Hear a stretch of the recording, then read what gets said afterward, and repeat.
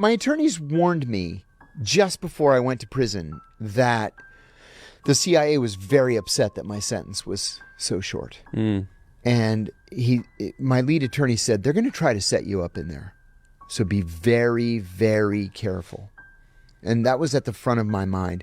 I was in about 3 months. And there was an Afghan-American prisoner in there. He was a pharmacist who had an oxy problem. And he came up to me one day and he said, hey, John, there's a new guy who wants to meet you. I said, yeah, who's that? He said, he was the spokesman for the Taliban. I said, that guy from New Jersey? He said, yeah. I said, no, I don't want to meet him.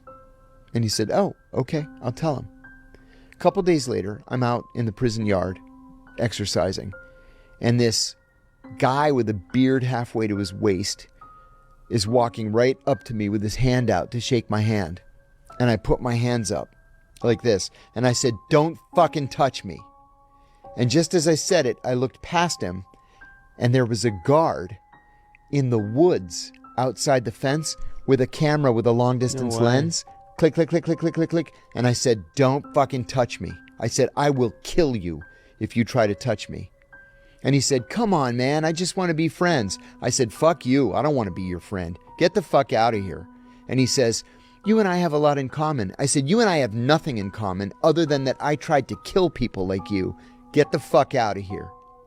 And then he walked away. But I never put my hands down because I wanted to make sure that the guard's pictures all showed me not touching him.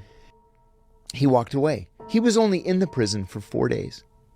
So they transferred him in just to set me up. And then I saw the guard later. He was from the lieutenant's office. And I said, nice try, amateur.